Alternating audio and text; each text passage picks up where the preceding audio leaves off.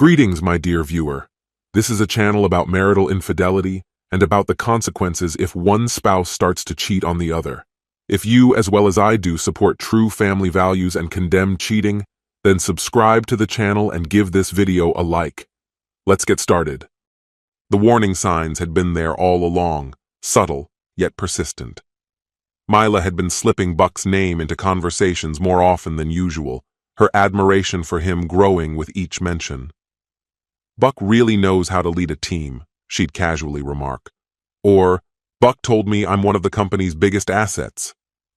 I dismissed it as nothing more than workplace enthusiasm. It was natural to be excited about career growth, right? But then, on a seemingly ordinary Friday night, she dropped a revelation that shattered my world. We had just finished dinner when she swirled her wine thoughtfully before speaking. "You know, Buck has been instrumental in my career," she started, her tone measured. "He even hinted that I might be in line for a regional director position." "That's incredible," I replied, genuinely pleased for her. "You've put in the work. You deserve it." She hesitated, placing her glass down carefully.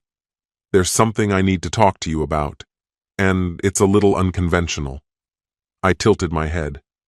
"Unconventional? What do you mean?" A faint blush colored her cheeks. "Buck and I have a strong professional relationship.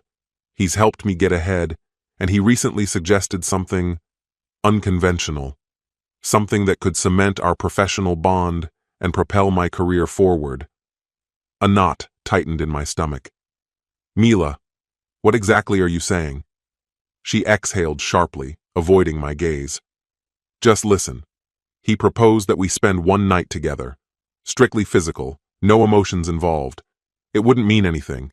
It's just a professional arrangement." My mind reeled. "Are you seriously calling this a career strategy? Have you lost your mind?" "It's not like that," she protested, desperation creeping into her voice. "It's not about betraying you. It's about advancing. This could change everything for us." I rose from my chair, my chest tightening. "So, you're willing to throw away our marriage for a promotion? That's what you're telling me?" She folded her arms, her voice cooling. "You always said you supported my ambitions. This is just the next step." The woman I had spent nearly a decade loving was now sitting across from me, reducing our marriage to a transaction. But as she spoke, a plan formed in my mind. I forced my expression to remain neutral and met her gaze. "Fine. Do what you need to do." Her eyes flickered with uncertainty. "Wait. Really?" "Yeah," I said, my tone flat. "If this is what you think is best, go ahead." Relief flooded her face. "Thank you, Andrew. You won't regret this." Oh, but she would. She had no idea what was coming. While Mila spent the weekend thinking she had secured her future, I was laying the foundation for my own. I wasn't one for heated arguments or pleading. My response would be cold, precise, and final. By Sunday evening, she was ready. An overnight bag in hand, she spoke lightly, as if this were any other business trip. "It's just for tonight," she said. "Buck booked a hotel to keep things discreet." I nodded, my face unreadable. "All right, enjoy yourself." She hesitated, searching for a reaction, but I offered none. Instead, I turned my attention back to the game on TV, feigning indifference. Beneath the surface, however, I was a storm of anger, humiliation, and resolve. The moment the door closed behind her, I sprang into action. That morning, I had secured a storage unit across town. Now, I methodically packed every trace of her from our home: clothing, jewelry, framed photos, sentimental trinkets. When I finished, the house looked as though she had never been part of it. Next, I composed a few emails.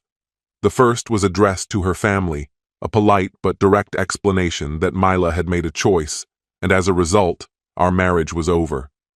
Attached were screenshots of her messages with Buck, which I had forwarded to myself earlier when she wasn't paying attention.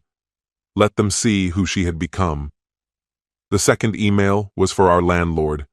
I had already signed a lease for a smaller apartment downtown and was terminating the current one. She wouldn't discover this until she had to. The final email went to Buck's wife. That's right. The so-called brilliant leader had a family of his own, a wife and 2 children, as evidenced by the framed picture on his desk at the office Christmas party. The email was brief. Subject: You deserve to know. Dear Mrs. Williams, I wanted to inform you that your husband, Buck, and my wife, Mila, have arranged to spend the night together at the Marriott on 5th Avenue, room 203. You have every right to know what's happening in your marriage. Attached are screenshots of their conversations and the hotel booking confirmation. Best regards, Andrew. I hit send, envisioning the impending chaos. When Mila returned the next morning, I was at the kitchen table, sipping my coffee. She entered cautiously, an uneasy expression on her face. Hey, she greeted softly, setting her bag down. Everything went fine. Good, I replied evenly. Hope it was worth it. She frowned. What do you mean? Check the bedroom. Confusion flickered across her face, but she obeyed. Moments later, I heard her sharp intake of breath. Where's all my stuff? She demanded, her voice rising in panic. I leaned against the doorframe. Gone, just like you. This house, no longer yours. Our marriage, over. Everything you own is in a storage unit. The address and key are on the counter. That's where you'll be staying until you sort yourself out. Her face drained of color. Andrew, you don't mean this. Oh, I do, I said, my tone like ice. You made your decision the second you walked out last night. Now, you get to live with it. Tears welled in her eyes. I did this for us, she whispered. For our future. No, I corrected, shaking my head. You did this for yourself, and now you have neither a husband nor my respect. Her phone vibrated, and instinctively she glanced down. Buck's name flashed across the screen with an urgent message. Call me now. I smirked. Go ahead. Answer it. I'm sure he has plenty to explain, considering I sent everything to his wife. Her breath caught. You didn't. Oh, I absolutely did. And HR at your company will be receiving everything as well. Let's see how far you go without Buck covering for you. She stood frozen, her world unraveling with every frantic message that lit up her phone. For the first time in years, she wasn't the confident, ambitious woman I once knew. Just a shattered remnant of someone who had gambled everything and lost. I leaned against the doorway, arms crossed, watching as she unraveled before me. Her voice cracked with raw emotion as she spat the words, tears streaking down her face. You destroyed my life. No, Mila, I replied evenly, my gaze unwavering. You did that yourself. I just made sure the truth came out. She recoiled as if struck. Do you have any idea what this will do to my career? I let out a bitter laugh. Your career? That's your priority right now? I shook my head in disbelief. You weren't thinking about work or our marriage when you decided to sleep with Buck. But don't worry, HR has all the evidence they need. I forwarded your messages to them this morning. Her mouth parted in shock. You didn't. Oh, I absolutely did. Did you really believe you and your little affair partner could walk away unscathed? You're not just losing me, Mila, you're losing everything. Her anger flickered, replaced by sheer panic. Andrew, please, you can't do this. I'll fix it. I'll tell Buck it was a mistake. I'll quit my job. I'll do whatever it takes. A dry chuckle escaped me. Too late for that. You made your choice. Now you get to live with it. Later that day, as she locked herself in the guest room, frantically calling Buck, I took care of my own exit strategy. First, I went to the bank and froze our joint account. There was no way she was spending another cent of my money. Then I called my lawyer and set the divorce process in motion. Mila was about to learn what true loss felt like. By the time I returned home, she was standing in the kitchen, her complexion pale, her hands trembling. Buck's wife kicked him out, she murmured, staring at the counter as if it could save her. She's threatening to take the kids, the house, everything. I shrugged, entirely indifferent. Sounds like he's having a rough day. Her eyes flared with anger. You think this is funny? Not funny, I replied coldly. Just deserved. Her voice softened, shifting from anger to desperation. Andrew, please. We can fix this. I know I hurt you, but we've been through too much to just throw it all away. I let out a humorless laugh. We've been through so much? Don't drag me into your mess. I didn't wreck our marriage for a cheap affair. That was all you. Her lips quivered. But I still love you. I met her gaze, my expression unreadable. Too bad. I don't love you anymore. The next morning, she woke to the sound of her phone buzzing nonstop. Messages poured in from work, friends, and family. As she read, the blood drained from her face. Buck was forced to resign, she whispered, gripping her phone like it was the only thing holding her together. His wife sent the proof to his company's board. I leaned casually against the wall, arms crossed. Actions have consequences. You thought you could contain the damage, but now you're drowning in it. Her phone rang. She hesitated before answering. Hello? Even from across the room, I could hear the clipped, professional voice on the other end. Mila, we need you to come in immediately. We have some serious concerns and need to discuss your future with the company. Her fingers trembled as she ended the call. She turned to me, voice barely a whisper. They know. I met her gaze without an ounce of sympathy. You did this to yourself, Mila. Now you get to deal with it. That afternoon, as I packed the last of my belongings, a sharp knock echoed through the house. When I opened the door, Buck stood there, looking wrecked. His eyes were bloodshot, his face drawn with exhaustion. Where's Mila? He demanded, voice hoarse. I stepped aside indifferently. Not my problem anymore. Mila appeared in the hallway, her breath hitching at the sight of him. Buck? What are you doing here? His glare was venomous. Trying to salvage what's left of my life. You didn't tell me your husband was a complete psychopath. She shook her head, wide-eyed. I didn't know. I watched their exchange with nothing but satisfaction. They deserved each other. Two liars tangled in the mess they created. Let them tear each other apart. Eventually, I had enough. Buck, get out of my house. Mila, your storage unit key is on the counter. Take your mess elsewhere. They both turned to me, stunned. Mila opened her mouth to speak, but I silenced her with a raised hand. I'm done. The divorce papers are filed. Keep your lies, your affair, and whatever dignity you have left. With that, I walked out, slamming the door behind me. For the first time in years, I felt weightless. The air was crisper, my steps lighter. No more watching my back, no more trying to be the perfect husband for someone unworthy of me. Mila and Buck's disaster was theirs to deal with now. My future was my own. 2 days later, I got a call from Flora Williams, Buck's wife. Her voice was calm, far too calm, but there was an edge beneath it. Andrew, thank you for the information. It gave me the clarity I needed. Glad to hear it, I replied. How are you holding up? Oh, I'm fine, she said, her tone like steel. Buck, not so much. He's been staying with his brother since I threw him out.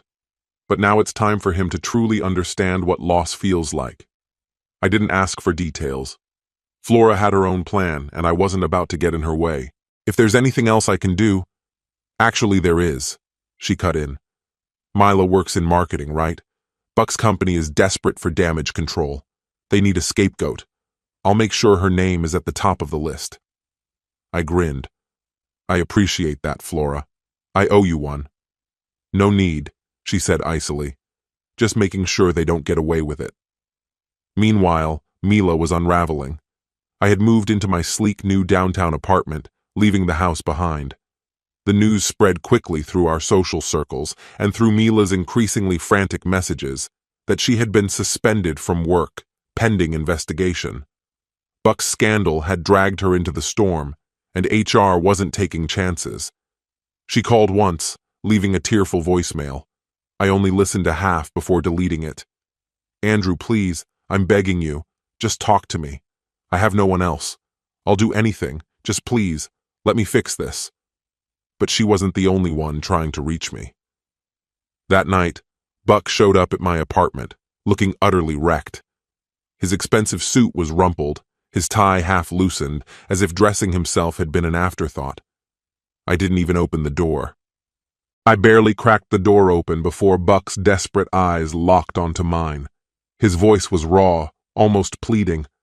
We need to talk. You've ruined everything. I leaned against the frame, arms folded. No, Buck. You did that all on your own. I just made sure people knew the truth. His face contorted with frustration. You don't understand, he rasped. Flora's cutting me off. My career is in shambles. And Mila, she's barely keeping it together. We screwed up, okay? But we never thought it would come to this. A bitter laugh slipped out. A screw-up? That's what you're calling it? You slept with my wife, Buck. Did you really expect to walk away unscathed?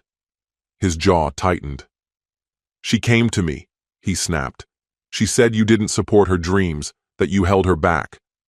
That one stung more than I'd admit, but I refused to let it show. Instead, I shook my head, disgusted.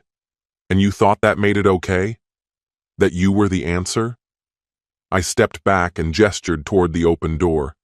Get out, Buck. This is your mess to clean up. For a moment, he searched my face, hoping to find some sliver of sympathy. When he found none, he exhaled sharply and trudged away, his shoulders slumped in defeat. Watching him go brought a strange sense of satisfaction.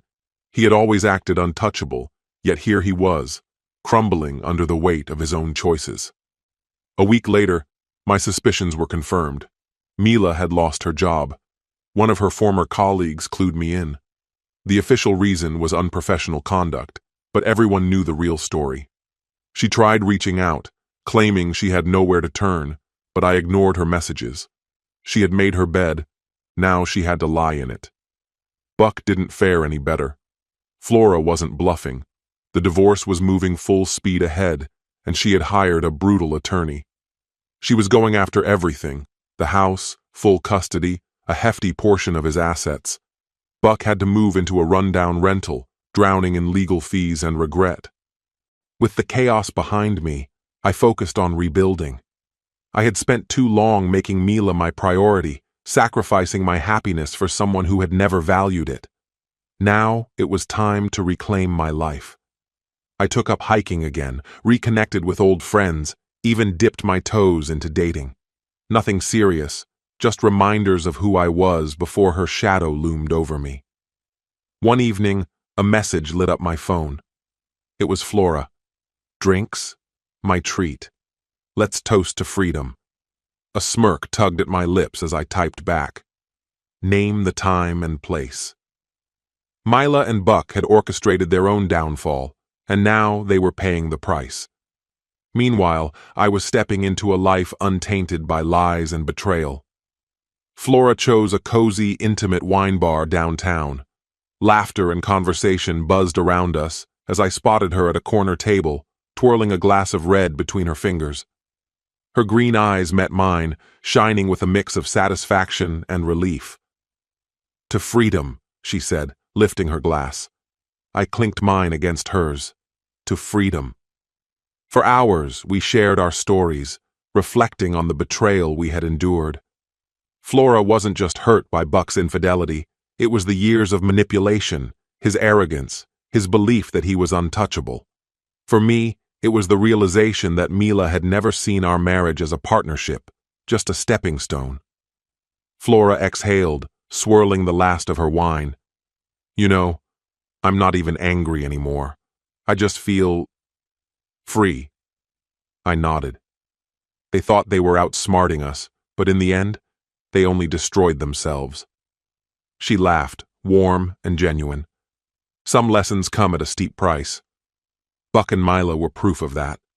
Buck was barely staying afloat after Flora's legal team was through with him.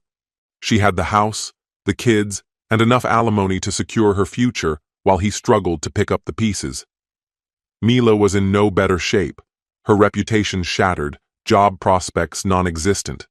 She bounced between friends' couches, selling designer bags just to afford a tiny studio apartment. Every so often, she sent me messages, apologies, pleas for help, even desperate attempts to rekindle what we had. I ignored them all. Then, one night, a final text appeared on my screen. I made a mistake. I don't deserve forgiveness, but I wanted you to know I regret everything. I hope you find happiness, Andrew. For a fleeting moment, something stirred, pity maybe, but it faded just as quickly. Regret wouldn't change the past. I had moved on. Life without Mila was better than I had ever imagined. I threw myself into neglected passions. Hiking became my therapy, a way to clear my mind. I took up cooking, joined a local trivia league, even started writing, an outlet for the chaos I had endured. Flora and I stayed close. What began as shared wounds slowly grew into something deeper. She was sharp, strong, unapologetically herself, qualities I once feared losing, but now deeply appreciated. One evening, as we lounged on her patio, the sky painted in hues of gold and crimson, she turned to me with a teasing smile. "Do you think they ever saw this coming?" I chuckled, shaking my head. Not in a million years. Buck and Mila had thought they were invincible. Now, they were the ones left picking up the pieces. Flora raised her glass, the sunset's glow reflecting in her eyes. To new beginnings. I lifted mine in return. To new beginnings. As the sun dipped below the horizon, a deep sense of peace settled over me. Buck and Mila had made their choices, and they were living with the wreckage. Meanwhile, I was free to build my own future, unburdened by the past. And for the first time in a long while, the road ahead looked bright. My friend, and this is the end of the story. If you liked this story, then put your royal like and subscribe to the channel. May the force be with you. Greetings, my dear viewer. This is a channel about marital infidelity and about the consequences if one spouse starts to cheat on the other. If you, as well as I do, support true family values and condemn cheating, then subscribe to the channel and give this video a like. Let's get started. The day had spiraled into a complete catastrophe. Everything seemed to conspire against me, and to top it all off, I had to make a tedious drive out to the West Suburban Distribution Center to pick up a batch of brochures for an upcoming trade show. Knowing the job required an extra set of hands, I recruited Adam, a 20-something mailroom clerk, built like a linebacker but not exactly a Rhodes Scholar, to tag along. We piled into one of the company vans and set off. Roughly 20 minutes into the drive, we rolled to a stop at a red light. Out of nowhere, Adam let out a low whistle of admiration. "Damn, now that's a beauty," he murmured, eyes fixed on something to our left. Curious, I followed his gaze and immediately felt my stomach drop. Sitting at the intersection was a pristine, fire-engine red Mustang GT convertible. The driver? A striking blonde I knew all too well, my wife, Sophia. The moment the light changed, she punched the accelerator and the Mustang tore off down the road. What the hell was she doing here? The question seared through my mind as I swiftly made a right on red and began following her. The plain white company van offered decent cover, making it unlikely she'd notice. Keeping a steady distance, I leaned toward Adam. "Your phone got a camera?" I asked. He shot me a puzzled look. Yeah, Mr. Goldstein. Every phone does." "Good. I need you to record everything that Blonde does. Just make sure she doesn't catch you." A mile later, the Mustang pulled into the parking lot of the Paradise Motor Inn, a shabby relic from the 1950s, its weathered second-floor balcony stretching across the entire length of the building. Sophia stopped at the check-in window, completed her transaction, then drove to the farthest corner of the lot and parked beside a sleek, silver Lexus. "Get out. Get close-ups," I ordered. "Don't let her see you." Adam nodded and slipped out of the van, phone in hand. Meanwhile, I maneuvered into the adjacent strip mall lot, tucking the van behind a cluster of dumpsters. From there, I had a perfect vantage point. She stepped out of the car, still dressed in the sharp gray business suit she had left the house in that morning, except now, the top few buttons of her black blouse were undone, exposing an enticing hint of cleavage. As she raised the Mustang's roof, a man in a sports coat approached from behind. He wrapped his arms around her, spun her to face him, and their lips met in a ravenous kiss. Urgent, reckless, the kind shared between lovers starving for each other. A burning rage ignited within me. My chest tightened as the weight of her betrayal crushed down. But instead of storming out, fists flying, another idea took shape. I pulled out my phone and dialed her number. Across the lot, I heard the familiar chime of her ringtone. She glanced at her screen, quickly put a finger to her lips to silence her companion, then answered in a hushed tone. "This isn't a good time," she whispered. "I'm in an important meeting. I'll call you later." Before I could say a word, she hung up, and immediately resumed making out with the bastard. Something inside me cracked. Fury coursed through me like wildfire. Divorce? Too easy. I wanted vengeance. Nothing would satisfy me more than watching them crushed beneath my wheels. I threw the van into reverse, angling it for a direct hit. My foot hovered over the gas pedal, every fiber of my being screaming for impact. Then fate intervened. A woman emerged from a nearby motel room, 2 young kids in tow. She loaded their bags into the trunk of a car parked mere feet from where my target stood. "Damn it!" I hissed, slamming my fists against the steering wheel, pain jolting up my arms. I couldn't do it. Not in front of kids. The realization of what I had almost done hit me like a freight train. I sagged into my seat, watching helplessly as the 2 lovebirds strolled up the stairs, hand in hand, disappearing into their room. The door shut with a click. A "Do Not Disturb" sign dangled mockingly from the handle. Then, in a moment of serendipity, my fingers brushed against my pocket. My grip tightened around a small keyring, the spare set of Mustang keys I had absent-mindedly grabbed that morning. A new plan took shape. Adam climbed back into the van, grinning ear to ear. "Got it all, boss. Even close enough to catch some of their conversation." He hesitated, sensing the weight of the moment. This is bad, isn't it?" "Oh, it's worse than bad," I muttered. "But we're about to shift the odds." He blinked. "Right, whatever that means. You're the boss." I nodded. "Follow me in the van, stay quiet. We've got one stop before heading back." With careful precision, I shifted the Mustang into neutral and silently rolled it into the strip mall lot before firing up the engine. My mind raced. Hours ago, I believed my marriage was unshakable. Now I could barely see the road through my tears. I made a call. "Randy, I need a favor. No questions." 20 minutes later, the Mustang sat hidden beneath a tarp in a barn on the outskirts of town.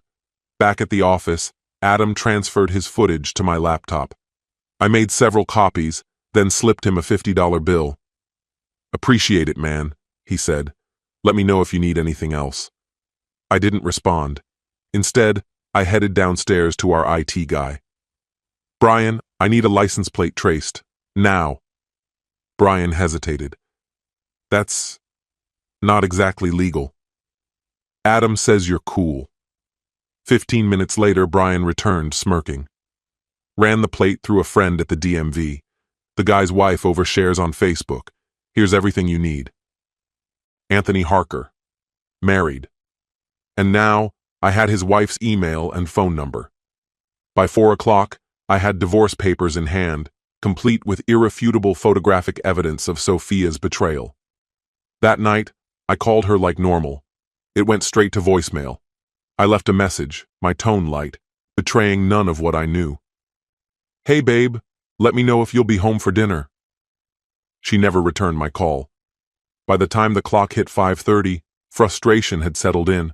So I left another voicemail, asking her to let me know when she'd be home so I could plan dinner.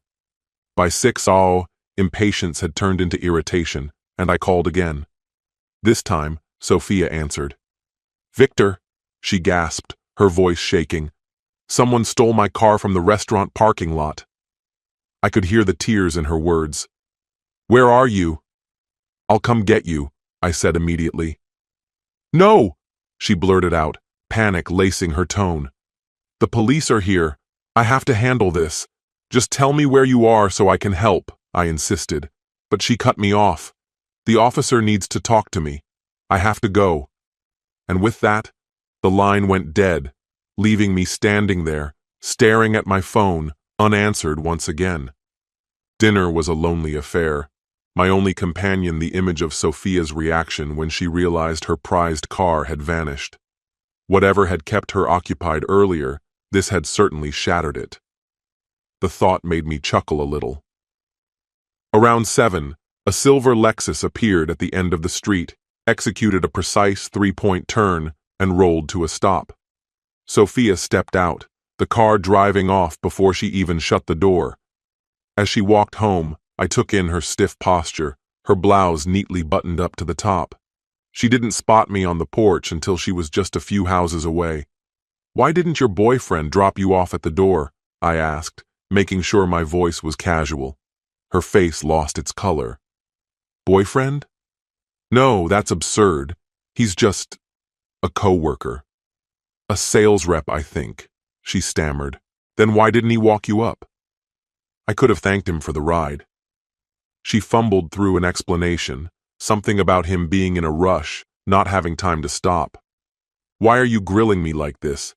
Can't you see I've had a terrible day? Just let it go, okay?" "All right," I said, following her inside. She collapsed onto the couch, drained. "So, about this big meeting. How did that turn into a long lunch at a restaurant?" I pressed. "No, we took a late break, and then—" Her words faltered as she struggled to make them fit. Before she could compose a response, the doorbell rang. "Hold that thought," I said. I opened the door to find a police officer standing there. We exchanged a few words before I led him into the living room. He turned his attention to Sophia. "Mrs. Goldstein?" he asked. She nodded, her hands trembling. "I'm Detective O'Connor. I need to clarify a few details about your stolen vehicle. There seems to be some inconsistency about where it was last seen." Feigning surprise, I looked at Sophia. "What's this about?" She didn't get the chance to answer. Instead, she leaned forward and vomited onto the rug. I quickly grabbed a trash can and some paper towels, cleaning up as she sat there, shaking. The detective waited patiently, looming over her. "Mrs. Goldstein," he continued once she steadied herself. "May I record this interview?" I answered for her. "Go ahead." "Thanks. Let's start from the beginning. The restaurant has valet service, but their staff claims they never saw your car. The valet says he would have remembered something like that." He started firing questions at her. "Who was your server? Where did you sit? Do you have a receipt? Can anyone verify your presence? How is it that no one saw you or your very recognizable car, Mrs. Goldstein?" he pressed. She could barely get the words out. "I don't know." He flipped through his notes. "After lunch, you said you went shopping. Which stores? What did you buy? Do you have receipts?" In our quiet suburb, not much happens, but Detective O'Connor treated this case as if it were a major investigation. Sophia buried her face in her hands, sobbing. "Mrs. Goldstein, you can either answer my questions here, or we can continue this at the station," he said, tightening his grip on the situation. "Would you like your husband to step out?" She shook her head no. "The Paradise Hotel logs every vehicle entering its lot. I'll be reviewing the footage in the morning. If you want to correct your statement, now is your chance." The remaining color drained from her face. She looked like a ghost. "Do I need a lawyer?" she whispered. "What you need is to tell the truth," the detective responded flatly. "Right now." Silence. "You do realize that filing a false police report is a criminal offense, correct?" Tears streamed down her cheeks. Then, at last, she broke. "Victor, I'm so sorry. I only lied to protect you from getting hurt." And just like that, the floodgates opened. Every sordid detail of her affair spilled out. I had known deep down, but hearing it spoken aloud still felt like a knife twisting in my chest. I sat down to steady myself. When she finished, she looked at me, eyes pleading. I couldn't bear the sight of her. I turned away, disgusted. The detective verified the necessary details with Harker's workplace and contact information. That should do it for now. We'll see what the state attorney decides tomorrow. He walked out without placing her under arrest. Sophia crumpled onto the floor, sobbing uncontrollably. "Victor, I love you. I never meant to hurt you," she pleaded. "Please believe me." I shook my head. "Do you even hear yourself? You're not sorry you cheated. You're just sorry you got caught." She tried to speak, but I cut her off. "Actually, there's something you need to see. You might want to sit down for this." I guided her to the couch, her body trembling. I turned on the TV, and there it was, her car pulling into the Paradise Hotel parking lot. The moment her eyes met the screen, she fainted. While she was unconscious, I grabbed my laptop and sent the same footage to Mrs. Anthony Harker, along with a message. "You should see this if you want to know why your husband was late." I could hear children in the background when I called. "I'm really sorry," I told her, "but you need to know." Sophia stirred, her eyes fluttering open just as the video looped. Her face contorted into a mask of horror, tears smudging her makeup into streaks. She looked nothing like the woman I had once loved. I spoke without emotion as she watched herself laughing on the call, hanging up, and kissing him. I've replayed this so many times, hoping it was some kind of sick joke. She crawled toward me, reaching out. I recoiled. "Don't touch me. Don't you dare." Her body convulsed with silent sobs. Then her phone rang. I grabbed it. Blocked number. I answered, whispering, "Anthony," before putting it on speaker. "Sophia, what the hell is happening? My wife just threw me out." I smirked. "Great choice in men, Sophia," I said before hanging up. Her shoulders shook as she struggled to breathe. "Think this day can't get worse?" I asked, pulling out a stack of papers. On top was a divorce petition. She made a strangled noise as I handed it over. "I hope he was worth it. Now get out of my sight. You make me sick." My friend, and this is the end of the story. If you liked this story, then put your royal like and subscribe to the channel. May the force be with you.